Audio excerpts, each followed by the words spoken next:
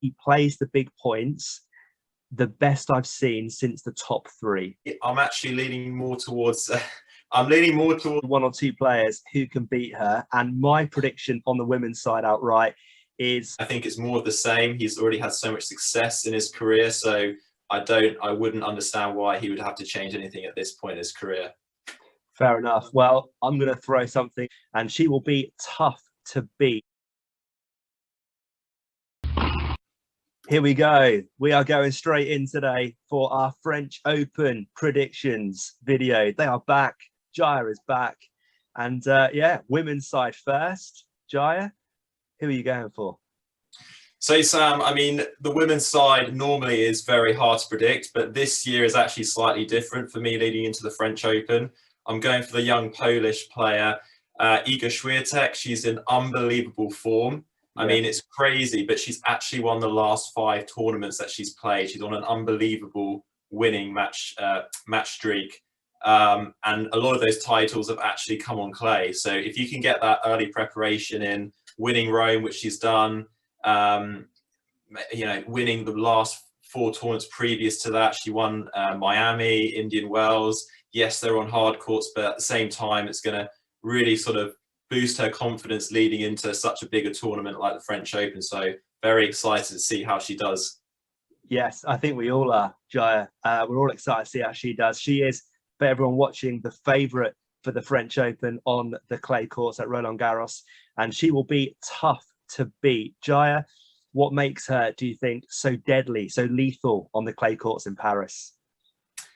Well, we talk about consistency, being so important, also having good power. And what Iga Swiatek has is she has both. She has the consistency, but she also has such great power, especially from the baseline. So she can just stay really solid from back there, doesn't make many unforced errors, really makes her opponents play one more extra ball, a little bit like a Rafael Nadal. I know she's a big fan of him as well. So especially on clay, that's going to be really important to really grind out the points and just keep them long, keep them physical. And I think that's exactly what she's going to do come start the tournament. I think there's only potentially 1 or 2 players who can beat her. And my prediction on the women's side outright is Ons Jabeur, the Turkish 27-year-old, Tunisian, I should say, 27-year-old player. And I think she has a brilliant chance to defeat Swiatek on the women's side, Jaya. Sam, yeah, she's definitely been a player that I've been keeping my eye on. I mean, she's already had some terrific results. So what do you think makes her a player that's going to be dangerous on the clay courts at the French Open? Well, I think she's physically in the best shape of her career. She really is working hard on that side. Clay courts are slower, so I think a lot of the time when you get to that deciding last set, final set, fitness comes into play massively, and I think she will have what it takes to really get past most of the players on the women's side. I say Swiatek, I think, will be very tough to beat. She's in form, 3 clay court finals over the past few months, winning in Madrid as well. So she is someone who momentum is on her side, and I think she's got every chance. Very solid, very powerful, can really wear down the opponents.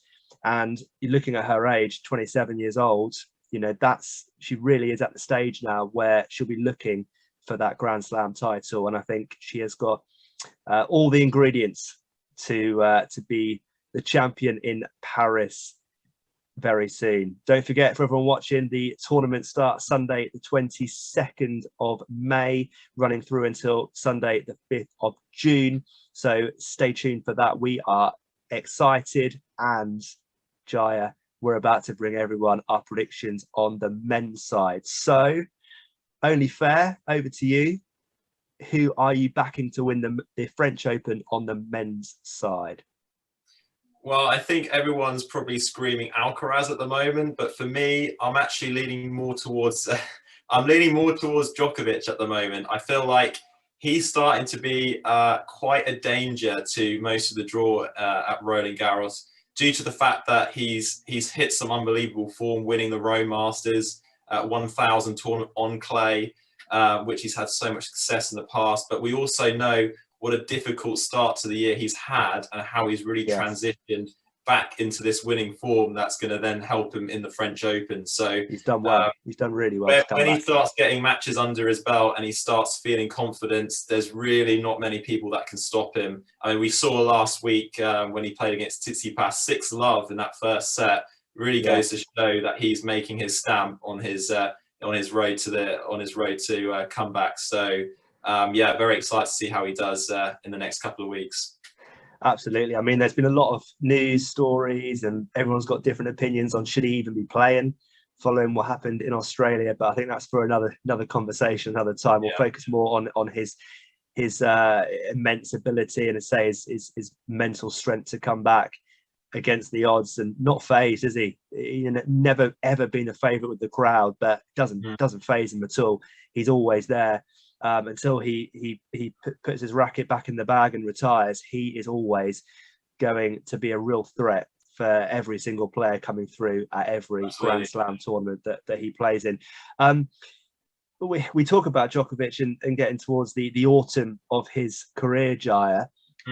What do you think he needs to, does he need to change anything in his game to get past the others up there? You mentioned one who might well be my prediction that I'll reveal very shortly. But yeah, do you think he needs to change anything in his game, or more of the same from Novak? For me, I don't think there's much that he needs to adapt. That is one of his strong things, that he's able to adapt very easily to different players. I mean, for example, he's one of few people who's beaten Rafael Nadal at the French Open on clay. And, he's played so many different opponents over the years at that tournament and had quite a lot of success as well. So for me, one of his strong aspects is the ability to adapt, overcome adversity in his matches. Even when he's down, he manages to find that real strong mental capacity to carry on.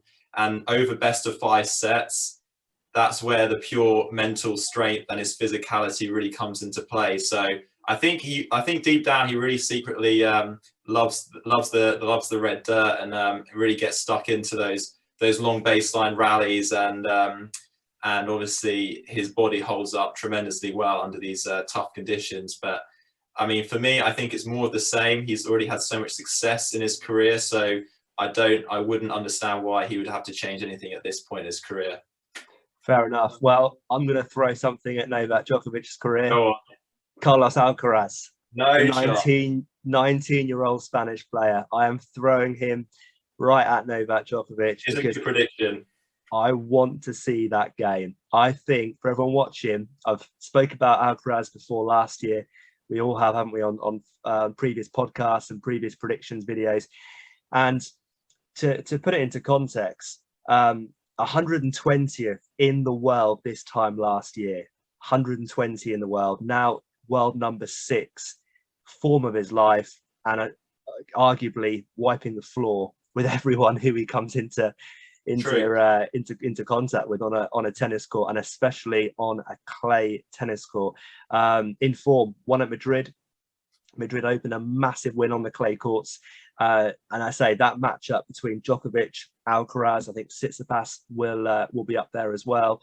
But I'd be really excited to see those two in particular go head to head, because at the moment Alcaraz is playing with a man with no fear whatsoever. A generational talent is how I would describe Alcaraz. We've seen others come through, but this guy has got something else about him.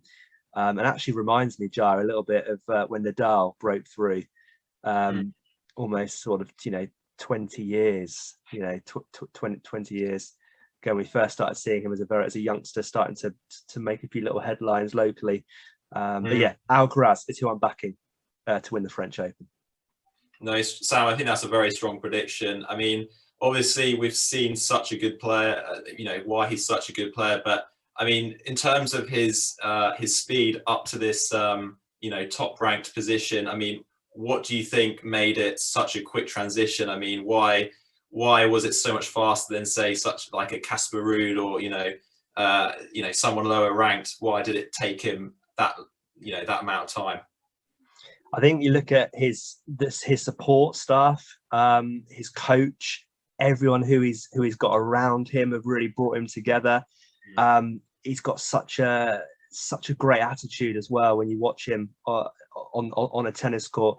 And I just think he's not phased. I would say he plays the big points the best I've seen since the top three. Obviously, Murray was up there as well. We can't forget him. But Djokovic, Nadal, Federer have always played the big juice, break points, set points, match points. They've always played them to another level. And that's what he seems to do, Alcaraz. He seems to play those points, to a whole new level.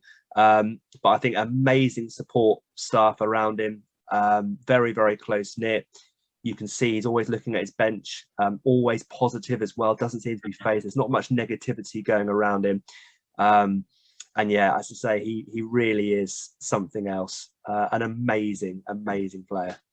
I mean, something that strikes me with him as well is just how humble he is. And I think that's going to go a long way with his likability and crowd support. I think he's just a very down to earth, not arrogant at all, just gets on, plays tennis, enjoys it, relates to the crowd really well. And I think that's going to serve him in many years to come, like the rest of the big three. Absolutely. And also he's loved by the crowd as well, a bit like Nadal, a bit like Federer. You've got that feeling that he is going to be the one. We've had so many players in the last 5 years who thought, will he be the one to take over, or he'd be the one? But I think with Alcaraz, he's got everything about him by his name. His name gets bums on seats, so to speak. His flair, his enthusiasm, and as I say, I think he knows this is his first time to shine. Huge moment. He is bookie's second favourite. So there we go. That tells you a lot. Djokovic obviously is well and truly back. Don't forget about him. So that'd be a big match. But we'd love to hear from you. So leave your comments below on the channel with who you think is going to be the outright winner on both sides, the women's side and the men's side at the French Open starting on Sunday. Jara, as always, thanks for being on the predictions video. It would never ever be the same without you. So we look forward to these continuing as we go through the calendar year. Next up, Wimbledon.